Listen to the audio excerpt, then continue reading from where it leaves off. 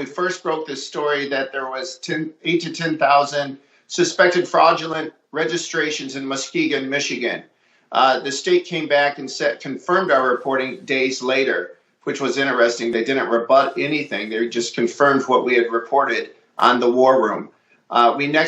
Last week, we released the fact that we had some whistleblowers who came to us, Steve, and they let us inside a Michigan clerk Facebook page, a private page. And from that, we found out, Steve, and we reported this on the War Room, that this wasn't just in Muskegon, this wasn't just in one county, it was happening in several counties where GBI Strategies was sending packages of these suspected fraudulent registrations to counties around the state of Michigan. So this wasn't just an isolated incident.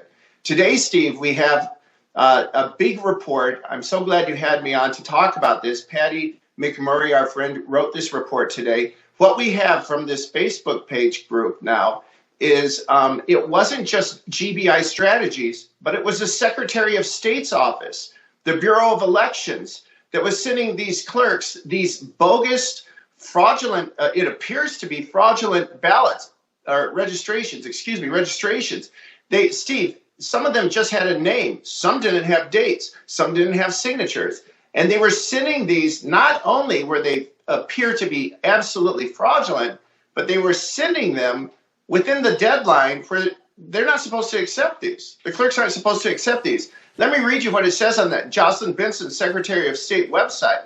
It says, within 14 days of the election and on election day, the voters may only register in Michigan in person at the clerk's office.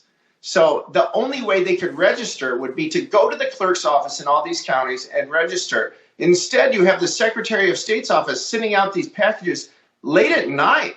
They were getting emails. They were also emailing these registrations. This is very suspect, and it demands an investigation from lawmakers. We now have fact that, and these clerks, we include this in our report today, Steve, they're all like, what's happening here?